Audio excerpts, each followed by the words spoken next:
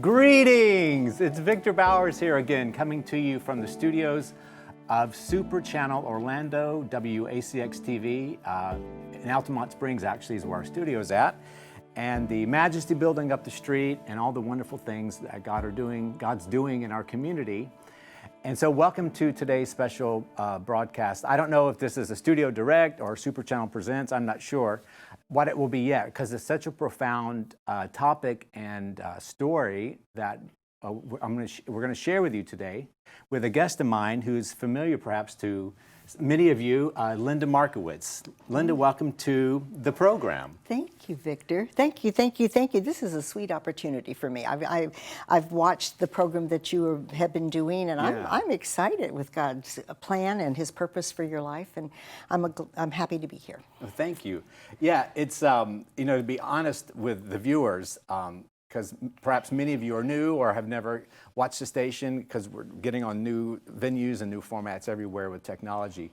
But I have to be honest with you, I've known Linda for many years, and Linda works here at the station full-time and then part-time and back and forth, as well as running your own ministry and doing your own thing side from what you do here, and helping Frida and and being part of the staff. But so I've known you obviously for many years, and you're like family, and I don't know if you're a sister or an aunt, maybe somewhere in between. Yeah. But aside from all that, you have an interesting account in your life that happened to you, or that involved you many years ago, and you've written a book, and this is the book that yours won't come with all the post-it note, but the book that she wrote, which is really the story of part of her life, called I Find No Fault. And it is an account unlike anything you've probably ever heard of, except for when you read the Bible and you read about God the Father and God the Son and what they did for humanity on the cross. But that's going very deep, very quick. Yeah. How would you like to start to tell of the story that is written about in I Find No Fault?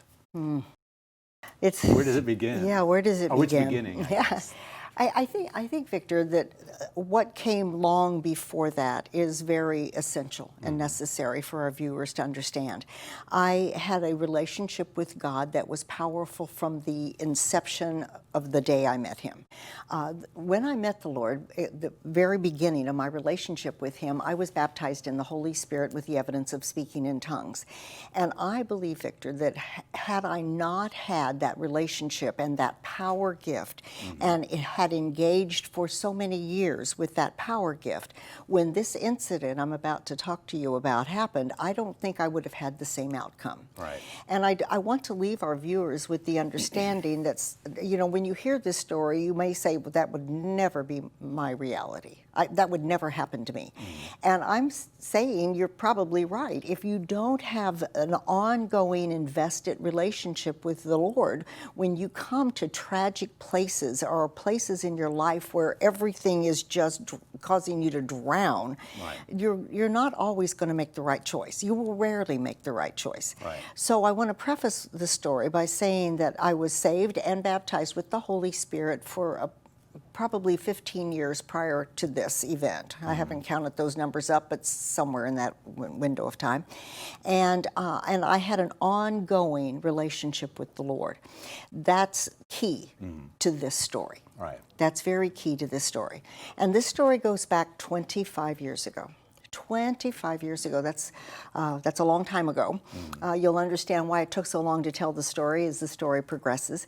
But 25 years ago, I was married, as I am now, to my husband, have two daughters, two wonderful daughters, Marcy and Michelle. And Marcy, my oldest daughter, lives in Indiana, and Michelle lives in heaven. And this story is about Michelle. Right. This story is about Michelle, and it's about God's amazing ability to come into every situation, even the most darkest and the most impossible, and bring His life and goodness. Michelle had been dating this man named Ray, and I'd only met him 2 times.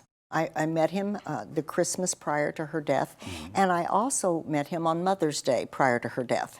When Mother's Day came around that year, my husband and I and Michelle and Ray all went to Mother's Day brunch together. Right. My husband and I went to church in the morning, and then Ray and Michelle joined us at the restaurant, and it was a delightful day.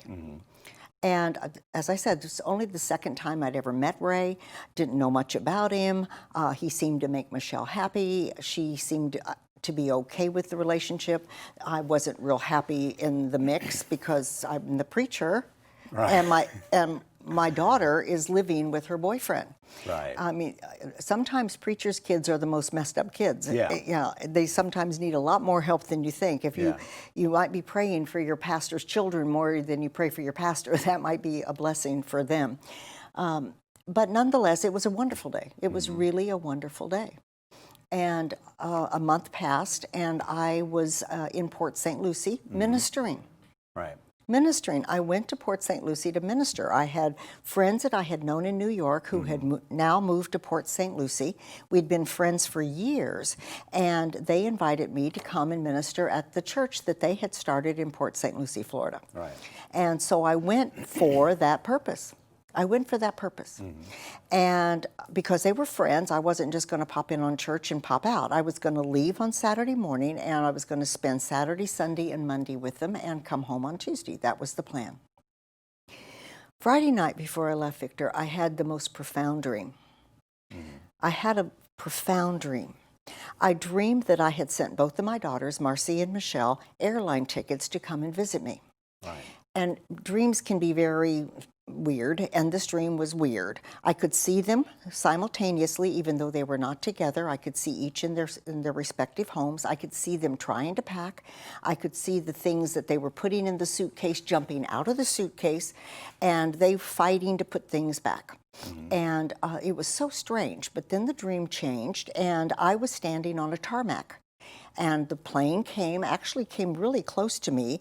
A ladder came and began to unload the passengers. The passengers started coming, and I noticed every single passenger had a suitcase in their left hand and an airline ticket in their right hand. How weird that seemed to me, how strange that seemed to me. Well, they came off the plane, my daughters came off the plane, and my youngest, Michelle, came a little closer to me quicker than my older daughter, and she reached out to hand me her ticket. She had her ticket, and she reached out to hand it to me. I didn't know why. I just reached out to take it.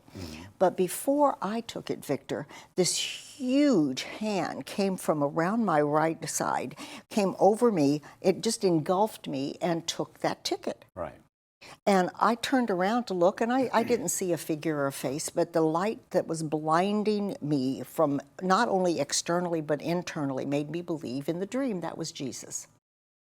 Because all you saw was just a presence of light. Bright light, brighter light than I've ever seen ever. Okay. Yeah. Interesting. Okay. But just bright light.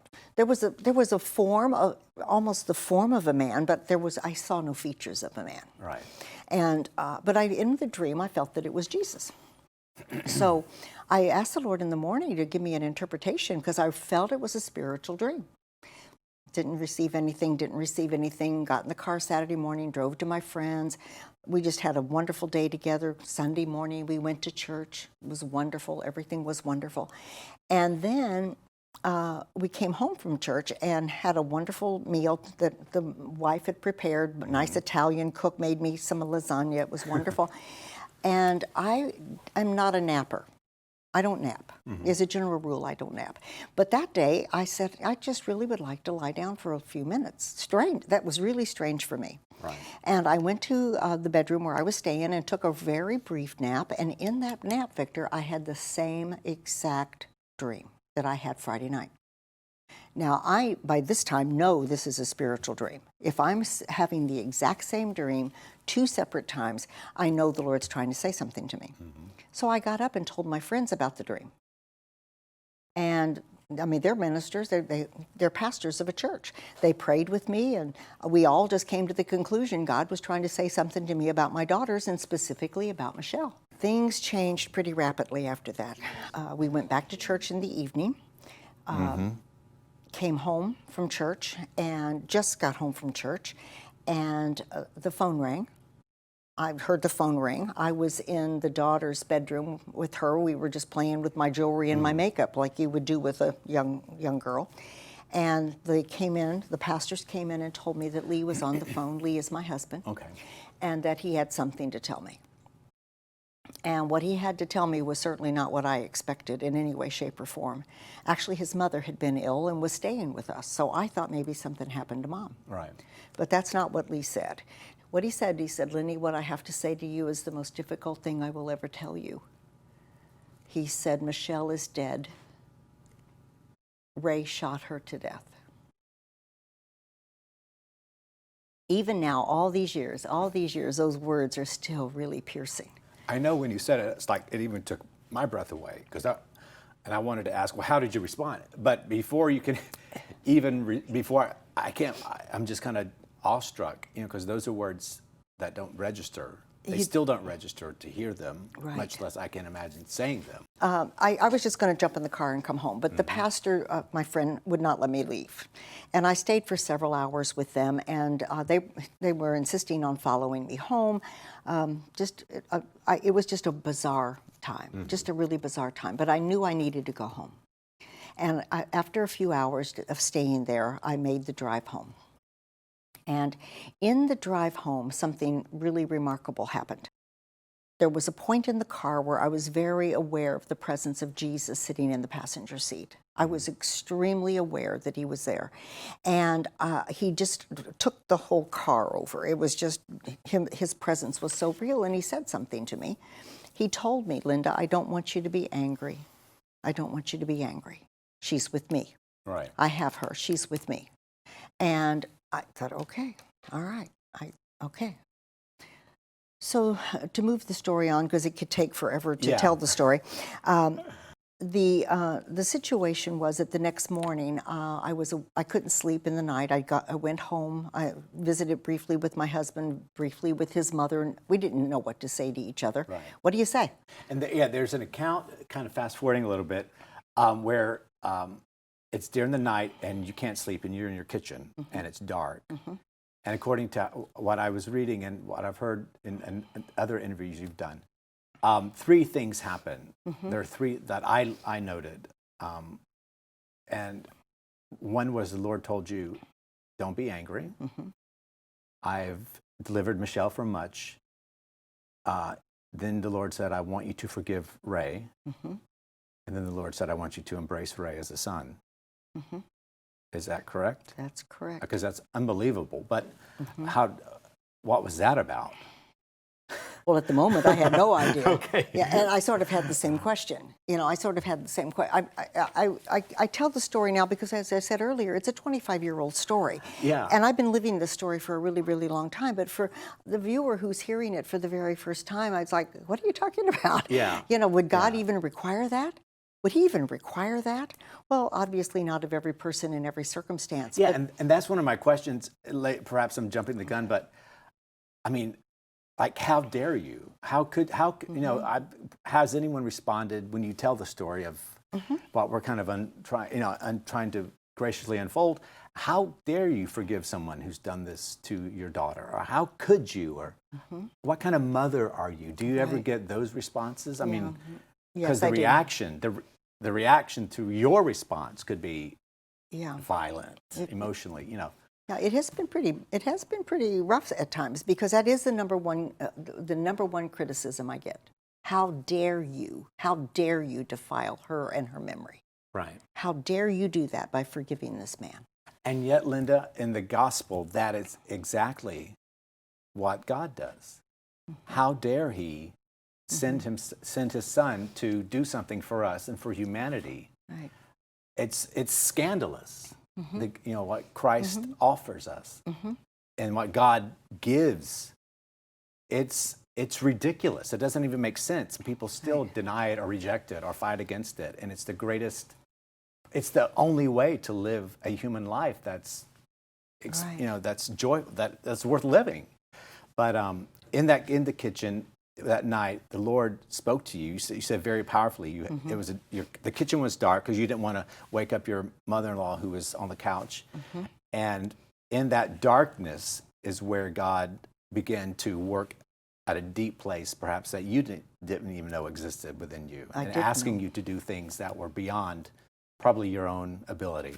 Way beyond. Yeah. Way You said beyond. a river of grace took hold of you, and there was a download of grace, and then, but it came as a result of your obedience. The grace didn't come until I acted. You know, faith is not just something you believe. It requires a work. Faith Right. without works is dead. And so until I actually acted and said out of my mouth, the action I did was say, okay, all right, I don't know how I'm going to do this. I don't even know why you're asking me this. But because you ask and because I trust you, I say yes. Right. And instantly, oh, I still remember that. It's a remarkably profound performance of the extravagant grace of God. Now, you had obviously met Ray Twice. twice. I mean, did you have any impression of him as her boyfriend, or maybe, or just, I mean, I wouldn't think this would come up in a person's mind, just meetings, I mean. Oh, there was never, ever a thought that he would hurt her ever Right. in any way, shape, or form. When I met him first at Christmas, I was a little agitated. I just, you know, I didn't, there was just something in my spirit that wasn't right. And I talked to her about that. And she just assured me he treated her fair, and that was good. But Yeah. when I met him the second time at Mother's Day, I actually found him rather charming. Right. I mean, he was pleasant, and Michelle was happy, and we had a wonderful day. I mean, there was not even a tiny blip on the radar screen the second time. But going forward, the result of what actually happened made me rethink. Yeah. You know, it made me rethink what, you know, where was my spiritual discernment? Yeah. Well, let's take a break right here. This is a good place to stop for a moment. And Ray's going to come up and join us on the set, and we'll continue this compelling story that's outlined in this book, I Find No Fault, available from Linda Markowitz Ministry, lindamarkowitz.com. So we'll be right back.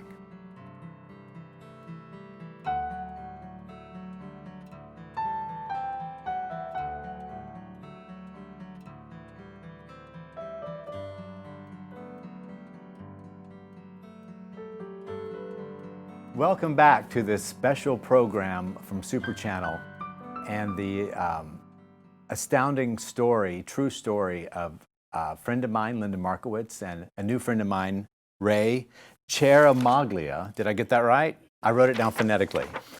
Anyway, so I'll let you pick up the story and kind of just go from there.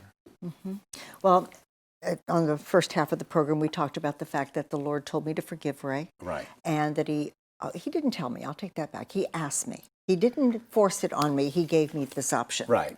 And he does it for all of us. So he asked me to forgive him, and then he also asked me to embrace him as a son. That's the hard. That's the hard part. That's the hard part. That's the hard. Actually, as a minister, I sort of got the forgiveness part. I sort of got that, but I never thought that. I mean, I can forgive him and leave him over here on a shelf, Right. which is what lots of us like to do. But anyway. Going forward, when he was incarcerated, the Lord gave me an opportunity to connect with him. His mother gave me his mailing address. I had connected with his mother. As you know, in these circumstances, it's not just one person or one family member. I mean, this is a huge tidal wave. It affected Ray's entire family. It affected my entire family. And you're from, as the accent will give away, you're from New England. You're from Boston area, right? Yes. Okay. And you came out of a Catholic upbringing, or just the Catholic Church is No, what Catholic your exposure to the gospel? What they call crib Catholic, you know. Yeah. Christian Cradle baby, Catholic, yeah. Yeah, definitely a Catholic. Italian and Catholic, so it's, you know, it's even more. So your family was all up in New England. Yeah. And you were down here in Central Florida area. Yeah. Okay. And his mother came for a visit to visit with him, and I met her at that one time. It's the only time I ever met her. Developed a relationship with her, and I began to communicate with her by phone for the rest of her life. She was the one that provided me the information on how to connect with him, and so I wrote him. And initially, he didn't respond. It's sort of, what do you do with this? You know, it's new for both of us. We really, I mean, it's weird for both of us actually. Yeah. And I was granted one visit with him while he was still in the county jail before he was sentenced. It was a part of what they called the Victim Rights Act, where a victim has the opportunity to confront the offender. Right. And so they offered it to me. They asked him if he would agree. and he agreed to the visit. So I went to see him in the 33rd Street Jail here in Orlando. That's where he was. Right. And that changed everything. When did you begin to dawn on you that there was a bigger story here, or a bigger picture, or It was really when I went to prison. The county jail was still, I was still in transition, more or less. I mean, I had accepted Christ at that point. Linda had told me that she, forgave me, but it didn't feel real. right? It just felt like I was still in the same nightmare that I was experiencing. As far as I knew, my life was over, and I was, I was just ready to die. That's just what all I wanted Now, to do. part of yours, after the moment, after the death had happened, and you were kind of reeling from that, as it's outlined in, by the way, shameless plug, but Linda's book, I Find No Fault, is the written account of this story of these two people and many others. But in the book, it talks about you had thought about committing suicide. You'd wanted to, when you were fleeing and just kind of running from what had happened.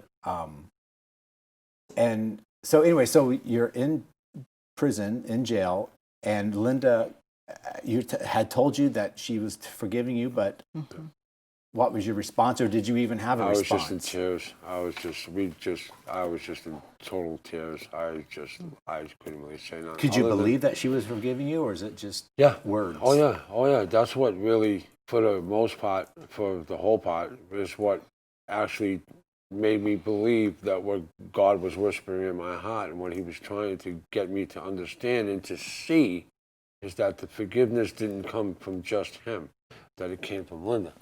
Right. And I really felt it. I mean, I really felt the forgiveness, and all I could tell her was I was sorry for what I did. Sorry for what I did.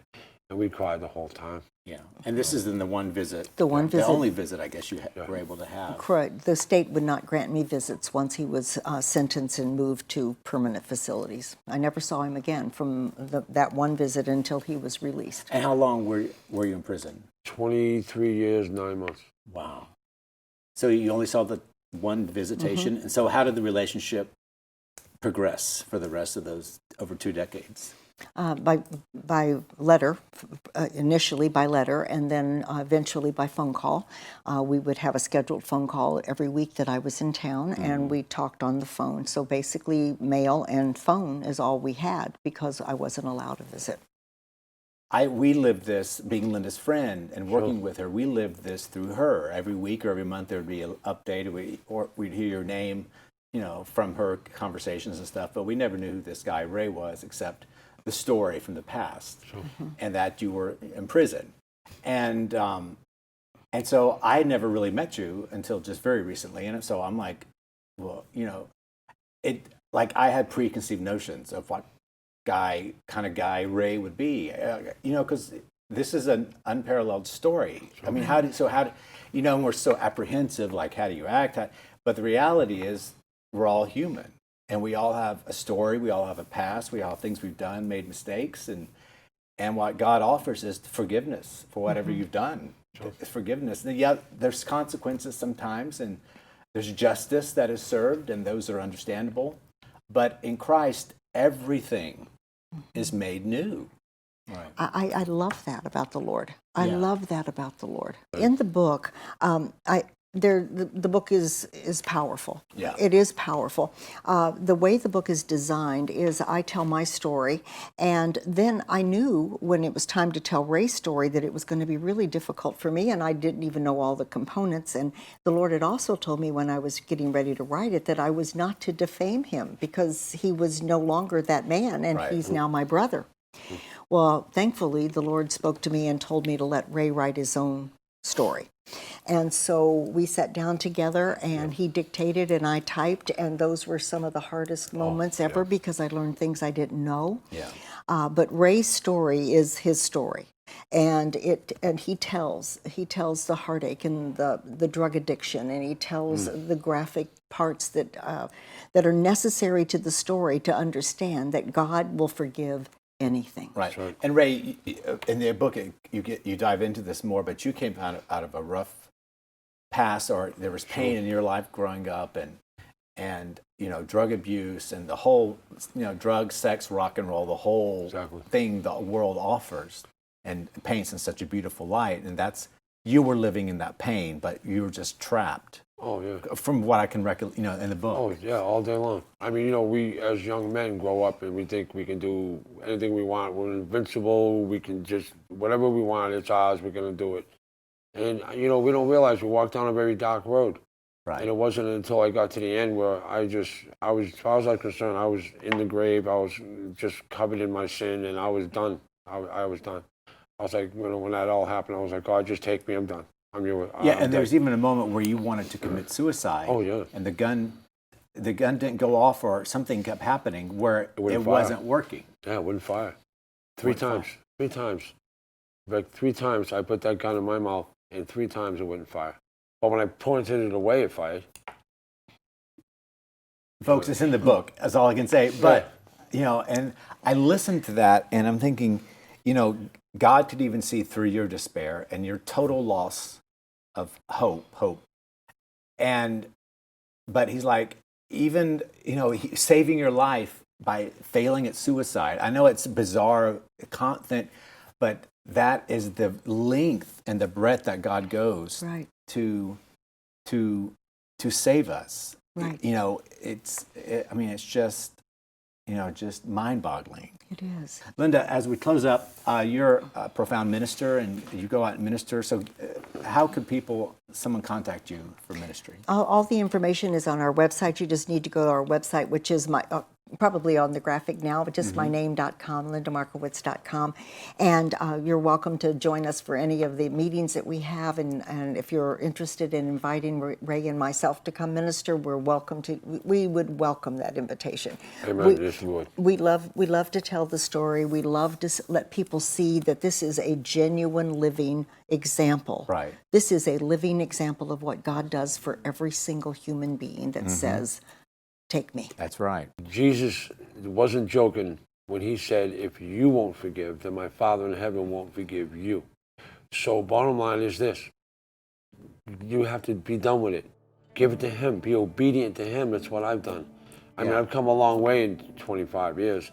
But I am a child of God. Yeah. But I'm an obedient child of God. Yeah, and you're a powerful minister. When I first heard you speak, just briefly, I'm like, there's something he's saying. I mean, this is an astounding miracle that's even unfolding now at this table, just to see what God can do in the lives of people.